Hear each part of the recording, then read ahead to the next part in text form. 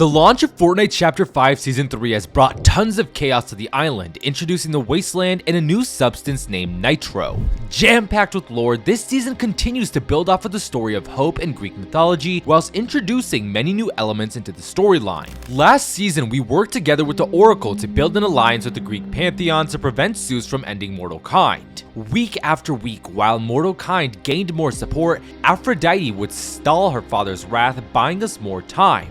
Eventually, we joined forces with Medusa and successfully stripped Zeus of his immortality, defeating the King of Olympus for good, or at least so we thought. The Oracle congratulated us on our victory, but then shortly after warned us our war had not yet begun. Darkened skies would shroud the island, and the Wanderer drew closer. A week later, Zeus struck the gem of Pandora's box with lightning using his mountain monument. Overloaded, the gem on Pandora's box imploded, and suddenly a burst of energy escaped the gem, bouncing off of the island until it eventually crashed straight into a desert, forming a ferocious sandstorm that drew closer to the island day by day, and during that time, Pandora's box had vanished. Fast forward to now, the sandstorm has descended upon the island, completely transforming the southern part of the island into a desert wasteland. From within the sandstorm emerged a ship. Aboard the ship is this season's main antagonist, Megalo Don, a tyrant who plans to lay waste to the island once he reawakens his Leviathan. Along with him arrived a mysterious substance named Nitro and the elusive Wanderer, whose identity continues to remain unknown and eerily unseen on the island. All the while, Hope and Jones receive voice lines this season, giving us more insight about the characters and how they plan to take down Megalo Don. From it, we learned that Jones' personality has greatly changed since the last time we've seen him, and that Hope is searching for the missing Pandora's box by analyzing a mysterious artifact named the Gem Holder, which is related to the box. Lastly, atop the still thawing Zenith wall, a mysterious bunker has appeared. From within the bunker, noises can be heard of banging metal, indicating something might be attempting to get out. With the island devoured in chaos and so much going on at once, come a multitude of questions, such as what happened to the Olympians, who is Megalo Don, who are the Wasteland warriors, what is Nitro, what is Megalo Don's plan, what are Hope and Jones up to, where is Pandora's box, what is inside the bunker, and who is the Wanderer? From a crazed tyrant to the enigma of Pandora's box, we have lots to unpack. So sit back, relax, and let's uncover the secrets of the Wasteland.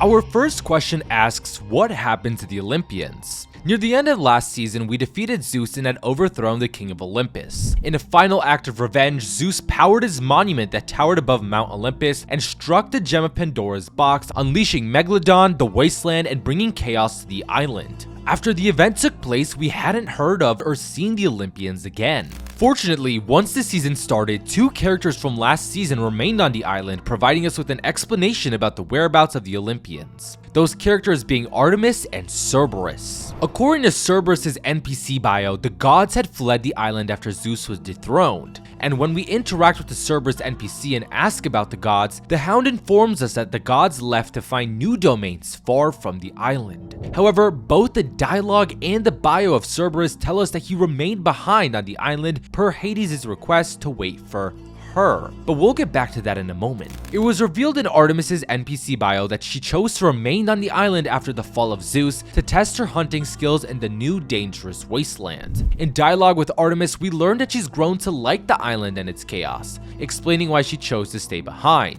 With the newly added wasteland that is packed with the energy she's always sought after in her hunt, she's grown fond of everything on the island and is enjoying her newfound peace. Her brother, Apollo, has seemingly remained on the island as well. She tells him to let loose and enjoy freedom from Zeus's iron grip. So to summarize, Artemis, Apollo, and Cerberus are the only remaining members from last season to have remained on the island. With that out of the way, let's answer the question you're all probably wondering about right now. Whose arrival is Cerberus preparing for? When the Cerberus NPC is asked about her arrival, he mentions a queen that will arrive on the sweet summer wind. That queen is likely Persephone, who in Greek mythology is the goddess of growth, wife of Hades, and queen of the underworld. We should expect to see Persephone sometime during the summer update for this season. Our next 3 questions are all intertwined with one another. Who is Megalo Don, what are the Wasteland Warriors, and what is Nitro? Freed from the gem of Pandora's box, Megalo Don and his band of marauders known as the Wasteland Warriors had arrived on a ship, the Leviathan, bringing with them chaos and a new substance named Nitro to the island. So far, the Wasteland Warriors consist of their leader Megalo Don, the Machinist, and Ringmaster Scar. Ringmaster Scar is the Wasteland Warriors' master of ceremonies and the host of the car circus known as Nitrodro. She helps rule the chaos of the island, and using her car circus, she fuels the destruction, something Scar is extremely obsessed with. Apart from that, Ringmaster Scar does not have a lot of lore yet, and this is all we know about her for now, but hopefully we'll get some more lore about her in the future. The Machinist is the Wasteland Warriors' master mechanic. She both invented Nitro and runs Redline Rig, which is a nitro refinery. Nitro is an unstable and chaotic chemical liquid that grants its users and vehicles irrepressible powers. When you visit Redline Rig, you'll be able to find a board that shows how the Machinist invented Nitro. One of the first things you'll notice is that the previous name ideas for the substance were Fast Juice and Speed Goo before the Machinist started the name Nitro. Now I know you see that formula, so now time for a quick chemistry lesson with me. The formula of this liquid is HgCO2n. The formula for Nitro actually does not exist in real life and is considered an unstable formula according to the amazing chemists within our community, meaning it was difficult to find out what the name of the formula is, especially since it doesn't exist. But the majority have agreed upon Nitro's scientific name being mercury carbonitride. Alright, that's it. Lesson done. Carry on. Apart from being the inventor of Nitro, the Machinist's loading screen descriptions inform us that she and the rest of the Wasteland Warriors utilize Nitro as a way to both promote and also control the chaos in the Wasteland.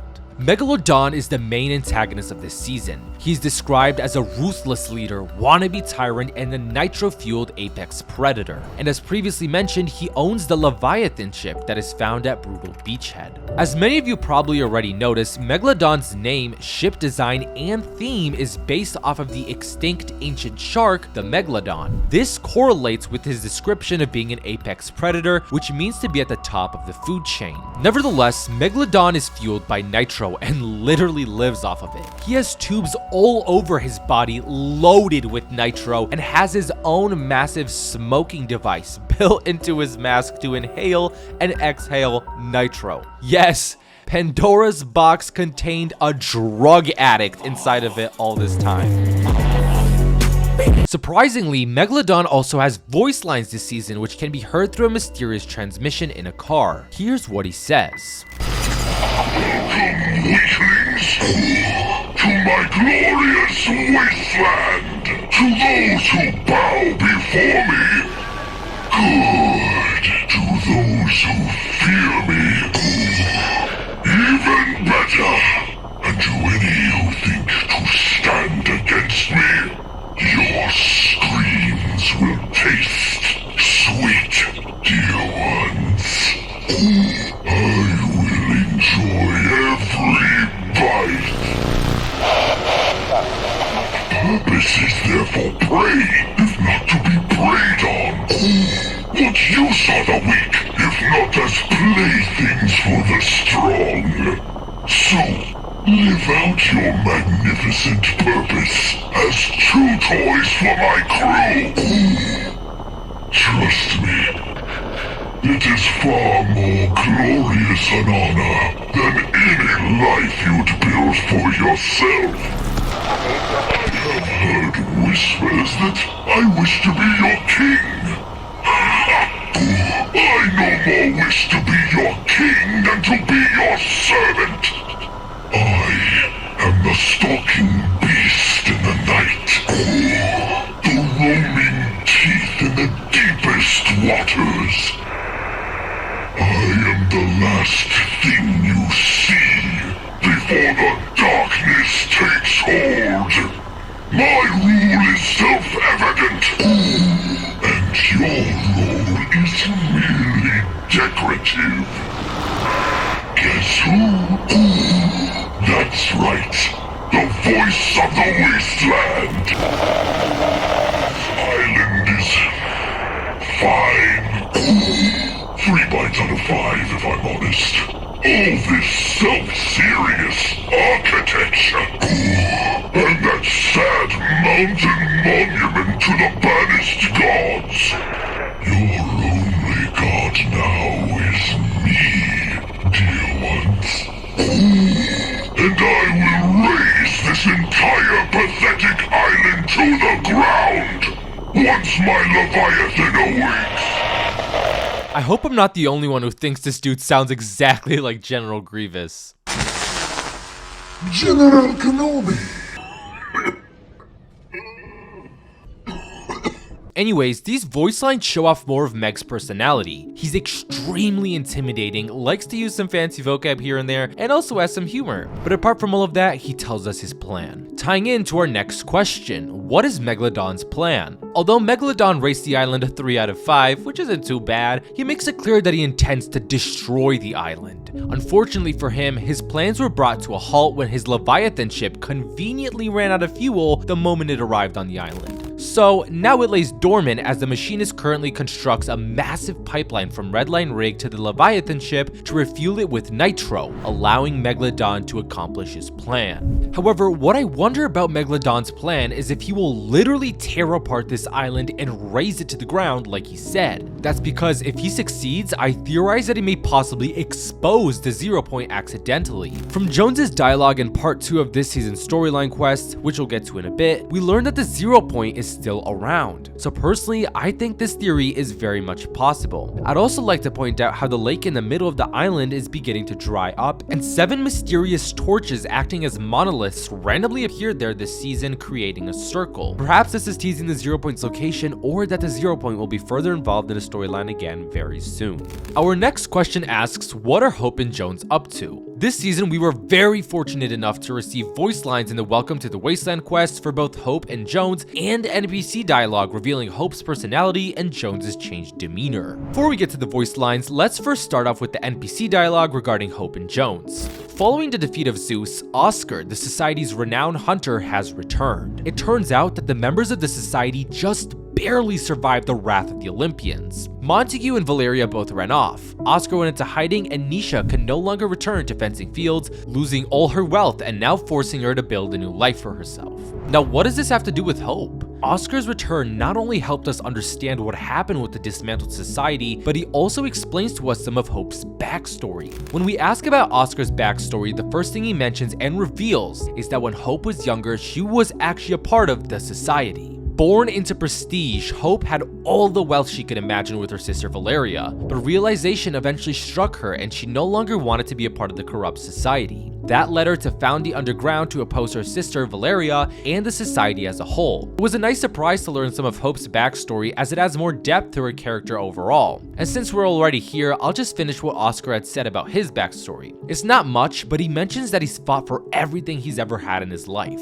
First he started on the streets, then moved to the boxing ring, and eventually became a boss of the society. Now that the society is gone, he says he will earn whatever comes next in his journey, just like he had with everything else in his life. With that out of the way, let's move on to Jones. From his dialogue, Jones has changed a lot. Time and loss has had a toll on him. Now he's grown egotistical and arrogant, qualities that do not define a true hero. Jones boastfully believes that since Hope and himself took down Zeus, defeating Megalo Don will be an easy task. But I personally think he's underestimating Megalo Don's power way too much. Jones's increased ego and arrogance was actually acknowledged by Odyssey near the end of Chapter 5 Season 1. She claimed that he had wandered off his path, but destiny is not done with him yet. This might allude to the fact that the old Jones that was a true hero will return at some point.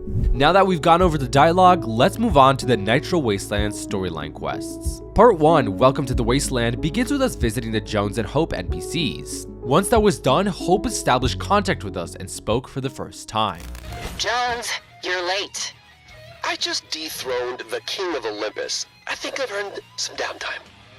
First of all, we dethroned the King of Olympus. Second, no. I've been watching Megalo Don. I don't like what I see.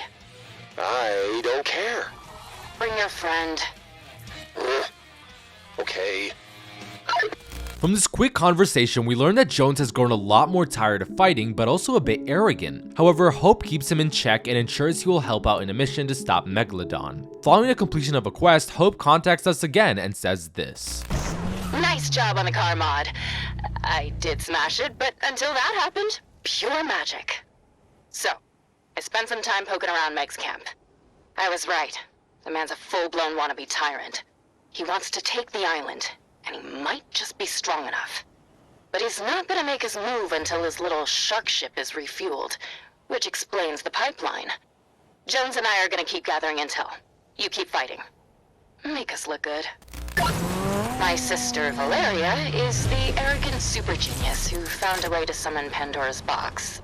So, I kind of consider myself on the hook for fixing this ever-expanding mess. You know Jones. Welcome back. Just so you know, Hope here has a little bit of a habit of picking a fight with the biggest bully she can find. So, we should make sure that we are in fighting shape. She's got her sights set on Megalo Don. Hope explains to us that Valeria, using all her knowledge, discovered a way to summon Pandora's box, which is how it got unearthed. Being Valeria's sister, Hope now feels obligated to clean up the mess that Valeria's summoning of Pandora's box has led to. Megalo Don's arrival on the island is a result of that event, and Hope wants to stop him before it's too late. So per the request of both Hope and Jones, we get into fighting shape and also test out Nitro. After observing the test, Hope realizes how powerful Nitro is and grows concerned about Megalo Don's actual strength, knowing that he is powered by it. Once we finished a few more quests, Hope and Jones talk to us one last time and say this. I heard something out there I really don't like. Maybe it's time for us to round up the surveillance equipment. Like, bad something or bad something? Just chatter, I hope.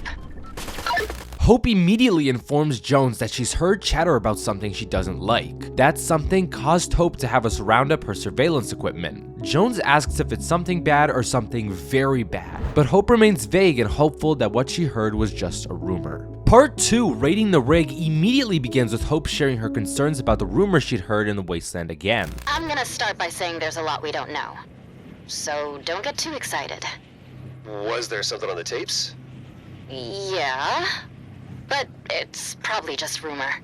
Okay, you don't seem so sure. I think we need to see what they're talking about out in the Wasteland. There's not too much to break down in this conversation, as it's just recapping the end of the Part 1 quests. However, Hope sends us out to speak with Rust and Bright Raider about Megalo Don's plan. After consulting the two, we learn that Megalo Don is planning something very secretive, to the point where he's writing it down and not typically shouting at someone until it gets done. Both Rust and Bright Raider inform us that those plans can be viewed at the Red Line Rig terminals if we get a keycard for it. So Hope has us take out one of the guards and take their keycards to see what Megalo Don is up to. After uploading the data from the terminals to Hope, Jones says this. Good news, team. Megalo Don has exactly one competent engineer, and she is splitting her time between building the pipeline and defending the refinery from people like us. We have time, but the second they get that nitro flowing, we lose. Megalo Don will be unstoppable. Jones tells us that the machinist is splitting her duty between building the pipeline to the Leviathan and fighting off intruders at Red Line Rig. If the pipeline is complete, Megalo Don will win, but we still have time before that happens. So we are then immediately tasked to sabotage Megalo Don's ship to hinder his plan. After that was done, Hope contacts us again and follows up on the rumor she previously mentioned. I've been following the chatter in the Wasteland. I had a feeling we hadn't seen the end of Pandora's box. And I'm worried I'm right. The Wastelanders have been finding gems. I think they're from the box. Which means we need those out of circulation. Find them and bring them to me. Yeah. You know, not to critique your plan, but is that a thing that you should be doing? Do you have a better solution? It's just, your family doesn't have a great track record of, not destroying the world. Yeah, well, I'm the black sheep. Let that come in handy for once. Hope was worried from the start that Pandora's box has an influence on the island, and she discovered that her suspicions were correct. Apparently, the Wastelanders have been finding gems that are related to the box. Hope tells us to grab them out of circulation as quickly as possible, but then Jones hesitantly intervenes, saying that she probably should not get involved with the box again, as her family has a bad track record for destroying the world. Hope then responds to that, saying that she's not like her family and that she won't cause world-ending problems. That line from Jones is actually more important than many of you may think. Jones spoke about Hope's family, not just her sister Valeria. A theory I have is that all of Hope's family, meaning her sister, parents, and grandparents, have always posed a major risk to the island because of their constant need for knowledge and control. Something we've seen happen with Valeria, and now maybe slowly with Hope. She wants to learn more about Pandora's box and wants to control everything related to it so the gems don't get into the wrong hands. But perhaps this might be her undoing, and she will accidentally cause an island-threatening problem just like the rest of her family before her. Nevertheless, we listen to Hope and reclaim one of Pandora's gems from the Wastelanders at Brutal Beachhead. Then, Jones and Hope get into a disagreement as Jones tries to warn Hope of the dangers of what she's doing. First, I want to say I trust you. Great. Then we don't need to hear the rest of what you have to say. Hope, I have direct experience with this sort of thing. When I got lost in the 0 point, I got all the way lost, so just leave it alone. Power like that can't be controlled. Best case, it destroys you. Best case. And worst case, it falls into the wrong hands. The box wants to be found. I can feel it. And if I can feel it, there are others. Jones sees his younger self in Hope in that naive belief that you must carry every burden, and unknowingly, you get lost in all of it, which destroys both your life and the lives of others around you. Jones mentions our favorite omniversal blueberry as an example, confirming its existence for any of those who still doubted it, and explains that he became so obsessed with the 0 point where he got totally lost in it. Attempting to control it led to great loss in his life. He lost his family, his normal life, the Seven, Sloane, all in the name of controlling and protecting the 0 point. He doesn't want the same to happen to Hope. He doesn't want her to ruin her entire life over Pandora's box, just as he had himself over the 0 point. Unfortunately, this time around, Hope does not take Jones's advice and has us bring Pandora's gem to her. Once we bring Pandora's gem and give it to Hope, she tells us her head started pounding, and that's where part 2 of the quests end. Segueing into our next question, where is Pandora's box? The last time we'd seen Pandora's box was when Zeus struck the gem of the box one final time using all his might.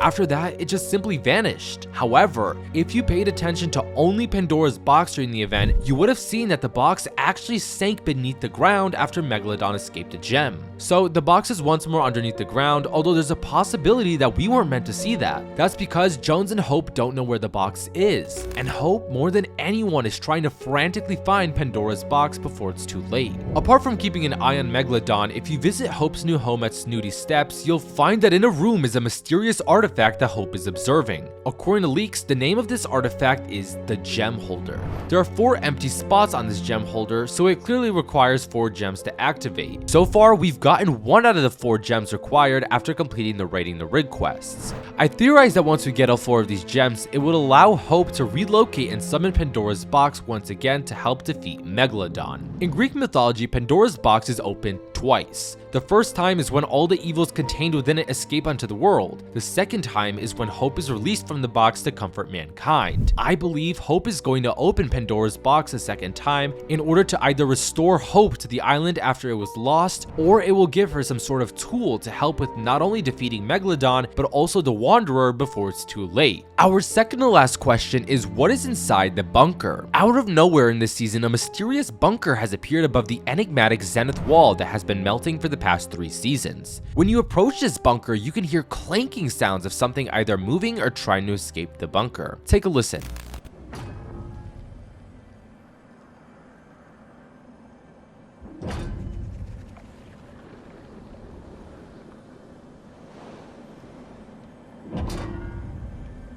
But what is this something inside the bunker? There are a multitude of possibilities, although one of the first things that came to my mind was the Ageless Explorer, Geno's Snapshot. When the skin released in Chapter 5, Season 1, Geno's Snapshot, the Ageless, had left his role as ruler of the Oathbound and began exploring, eventually uncovering the existence of the Omniverse as alluded to by his description. However, his other cosmetics spoke of icy secrets, secrets that may lie beneath the Zenith Wall Glacier. If Fortnite is going to continue the trend of teasing Geno as they had with the Ageless Explorer in Season 1 and Odyssey in Season 2, then perhaps this bunker might be related to him and the Imagined Order. If this is the case, I theorize that the Ageless might have found the icy secrets he had been searching for all along, and now he's set up a base underneath the glacier. But if it's not him, it could totally be someone or something else that might help us fight against Megalo Don, or just add more fuel to the chaos ensuing on the island. Leaving us with one final question. Who is the Wanderer? Alongside the bunker, the Wanderer is one of the greatest mysteries this season as well. The first time we'd ever heard that name was from the Oracle when she warned us about them shortly after congratulating us on our victory against Zeus. But your war has not yet begun.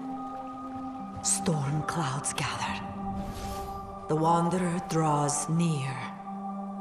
At the moment, nothing is truly known about the Wanderer except for what they look like, sort of. Thanks to leakers, it was discovered that this spray of a mysterious white-cloaked figure is the Wanderer. Then, it was noticed that this figure could also be seen in the Nitro Fusion Megalo Don loading screen in the background, eerily observing the chaos ensuing on the island. Dialogue from Rust, Power Chord, Backbone, Riot, Kiara, and Triad's Trooper all tell us that they've seen a hooded figure in the distance and felt the presence of someone else momentarily watching them or being near them. But whenever they take a look around, no one else is there. This is creeping out the characters on the island and is making the Wanderer feel a lot more eerie. At the moment, there's not enough information to determine who is underneath that cloak yet, but considering the Oracle ominously warned us about them only for the character to be hiding in the shadows might mean the Wanderer could be a major threat in the future. And that wraps it up for the entire Chapter 5 Season 3 storyline explained. Thank you all for watching and see you guys in the next one. Take care.